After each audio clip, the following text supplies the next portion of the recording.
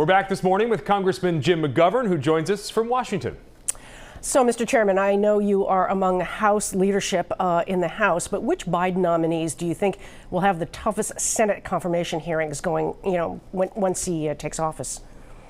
I don't know. I think he's put forward a solid group of nominees, and they're all competent and they're all experienced, and I think they will all do a good job if they are approved. I'm sure that some of them will have a bumpier time than others, but I think the new president-elect should be given a chance to put his team in place, and I'm hoping that there'll be broad bipartisan support for the people he's put forward. And by the way, I'm also particularly happy that our former senator and former Secretary of State John Kerry is going to be, especially the climate envoy.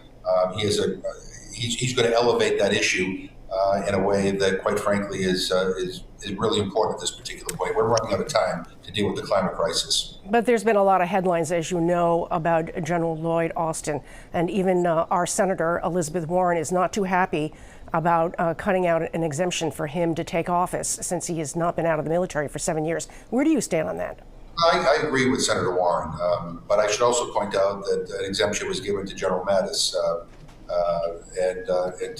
so this is not unprecedented. And I'm not sure. Our senators would know better than I do whether there's going to be opposition on the Democratic ranks that I would know, but overall, I have to say, I think the president-elect has put forward a solid team. So would you say this would disqualify General Austin? I wouldn't go so far as to say it's a disqualifier. I'm a big believer in civilian control of the Pentagon, and I think when we start making exemptions, we start eroding that commitment to civilian control. But nonetheless, the president-elect has made a very strong case for him, and we'll see what happens in the Senate, but I assume that he'll be approved. Well, we know a lot of Republicans have not even acknowledged yet Joe Biden's victory. Are you getting any hints behind the scenes that Republican leadership might be willing to negotiate with Joe Biden in the White House, at least more so perhaps than they did with the Obama administration? Well, look, I think that Joe Biden has a history of working across the aisle. So once he is president, I think that he will be reaching out and trying to find common ground. But look, what's happening right now is, to put it very bluntly, is that we have Republicans that are still afraid of Donald Trump. They're afraid of him now that he's president, and they're going to be afraid of him, in his post-presidency, because he can still attract a crowd, and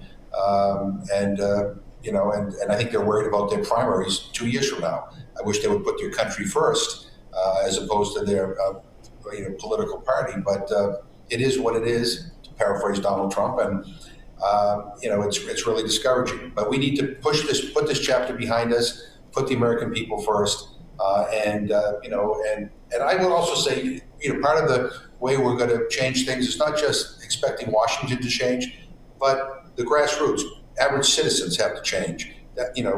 We have to start viewing our opponents not as our enemies, not as somehow evil, but as people who we may disagree with. And because if you start writing people off, then how do you come to common ground? So I'm hoping that we're going to be able to start the new administration off with a different tone than the previous administration. It sounds like you expect a different Mitch McConnell to show up on January 20th. Well, I'm praying for a Christmas miracle that somehow Mitch McConnell will develop a heart and a conscience and want to actually put the American people first. But there are a lot of Republicans in the Senate, and there are some Republicans in the House who really do want to get things done. And we may not agree on everything, but there is common ground. And I think some of those people may kind of set the example of how we might come together and get some things done. Now, obviously, the challenge, as it is right now, is even when you have that, if you have a leader like Mitch McConnell who refuses to schedule anything, then we have a problem.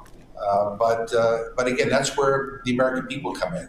I mean, people have to start demanding that Congress not just fight about things, but that we actually come together and find solutions and solve problems. We have some big problems in this country. The COVID pandemic is, top of the list. But we got to rebuild our infrastructure. We have to make education more affordable. We have to deal with issues like hunger and food insecurity. So there's a lot of stuff we need to do. All right. Our thanks once again to Congressman Jim McGovern. Unfortunately, we're out of time this morning. We could talk to you for the entire program. We thank you for joining us from Washington this morning, and happy holidays. You too, and be safe. Thank you. You too, Yes. sir. Well, the roundtable is next. Is it goodbye or just so long for Joe Kennedy on Capitol Hill? What are the likely paths forward? We have a lot to talk about just ahead.